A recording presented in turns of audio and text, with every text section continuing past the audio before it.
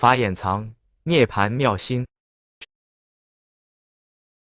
于三宝之内，凡是有缘佛子，真诚发心，皆可逢师指玄授威，得悟大道体用。正法掩藏，涅盘妙心，知无上法义，白羊弟子当知。